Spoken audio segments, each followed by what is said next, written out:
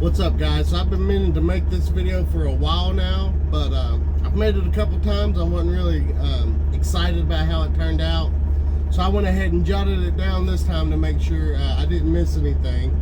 But someone asked me to make a video on the pros and cons of buying a new truck versus an older truck, or the pros of buying a glider kit instead of just a normal emissions truck. So I went ahead and made this list. Hopefully it's short and sweet, and it gets to everything that I actually I feel are the main pros and cons of going this way. So let's jump right in it. First things first, that 3-year 300,000 mile warranty. If you've watched my other videos, you know I'm already on my 3rd turbo on this truck, just because I guess it was a bad batch or something. I mean, that's what everybody's saying. And then, I know of people that's bought them in the past and they haven't had any problems with them. So my last time the turbo went out, I broke down in Elk Mountain, and with the warranty they covered my tow bill along with doing all the repairs to the truck. And then my rear main seal was leaking. That also got repaired and everything under the warranty. Now it was two weeks of downtime pretty much, but I didn't have to pay for any parts, so it was kind of like a little vacation. All right. Second thing would be you're the first owner, so you know exactly how you've taken care of the truck. It wasn't like a fleet truck where they wasn't changing the oil but every like 30,000 miles. You know exactly when the oil's been changed. You can keep a record from the beginning of the truck to the very end of it, and know exactly what's been done to the truck. And then it lets you build up that feel for the truck a lot quicker, I think. So 500, 600,000 miles later, you know everything about that truck there is to know about it. And for me, that's a real big positive. The truck hasn't been abused, hasn't been neglected. You know everything about it, and you've got all the records to prove it. The third thing would be it's a glider, so if you do plan on keeping this truck a long time, you don't have that emission stuff to worry about, such as the particle, the DPF messing up, the DEF system messing up. All that stuff is out the window now. You don't have to worry about it. It's also a pre-99 engine, so if I got my own authority, I wouldn't have to worry about messing with the E-logs. Also, when you first buy a brand new truck, it's going to ride great. Everything's new on it. It's just a nice ride. Mine's still riding nice. Hopefully, obviously, if you keep it upright, it should be able to continue riding nice. And the last one, number 5, is just, it gives you a sense of pride driving it. One, it's a big accomplishment to be able to buy your own new truck and keep it. You can't just buy it and then get it repoed a month later and say you've bought a new truck.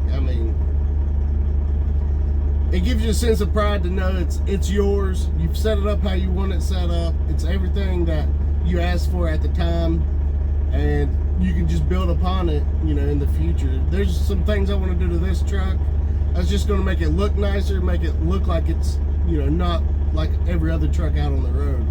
So for me, that was a pretty big deal as well. I know you can get that with some older trucks too, but in conjunction with all the others, like the 3-year 300,000 mile warranty, all that comes into play with the pride in your truck. Now the cons, obviously the first and biggest con would be the $160,000 price tag. Which, if y'all are wondering what my payments are a month, I don't think I had to. It was $160,000, but since I got extras put on the truck, like the the bumper on the front and then the paint job, I had to pay $10,000 to hold the truck, so they didn't do the repair or the, you know, the upgrades, and then me not get the truck. So I had to pay that up front. And then I got a loan for like $145, $150. So my monthly payments are $3,200 a month just for the truck. I think it's $3,175, something like that.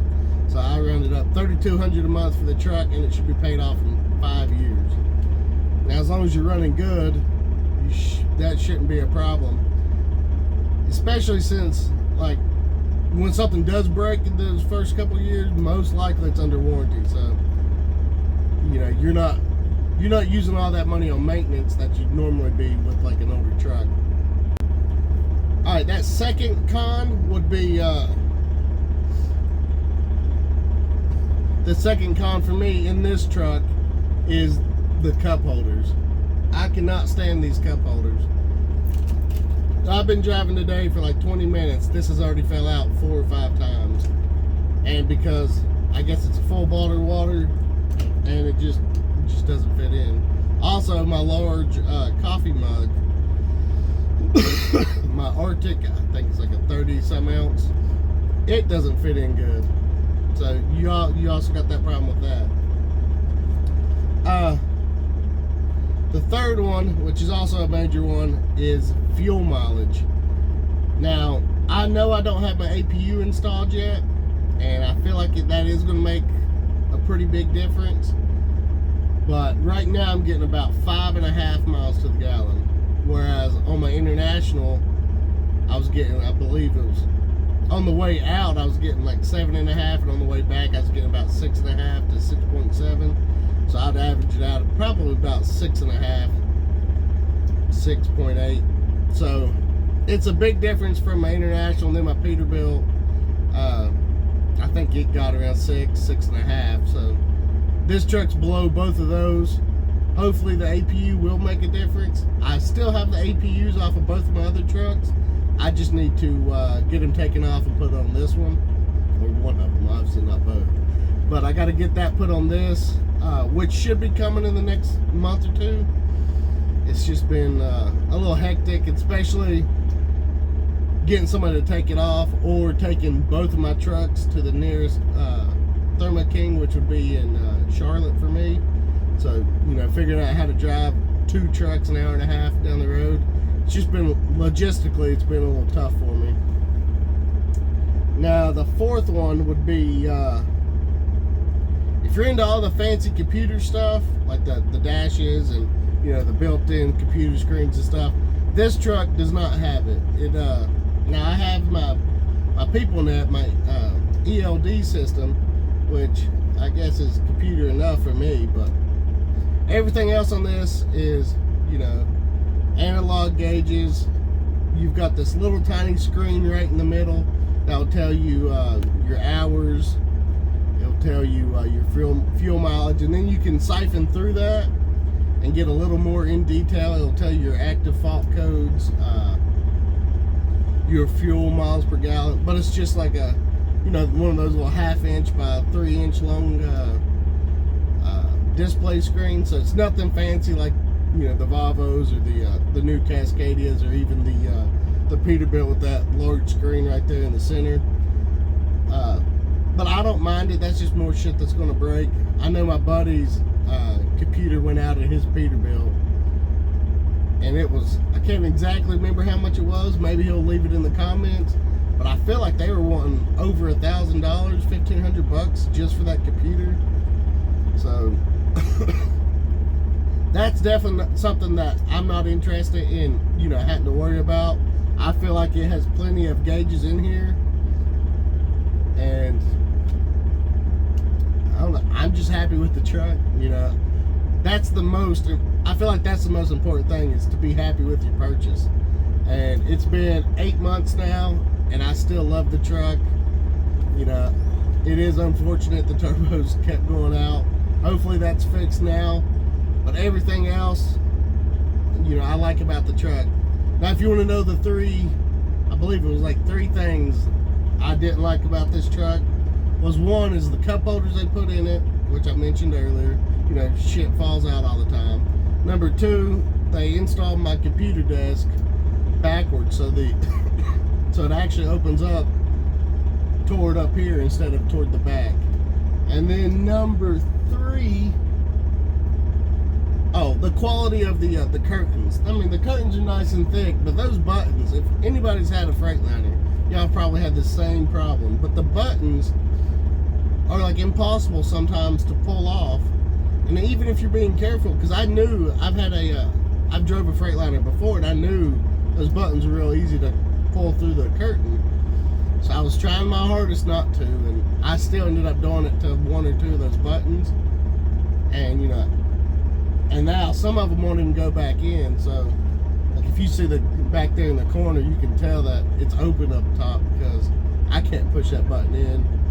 I probably need to put some grease or something on it. I don't know. I need to figure that out. But that's the only complaints I have with the truck. And you know, I've got 79,171 miles on it now. And you know, I couldn't be happier. So I hope you enjoyed the video. I hope that answered a lot of your questions. And if you want to know anything else, just leave it in the comments, and I'll either answer it in the comments or try to make a video about it. So thank you guys, and have a good day.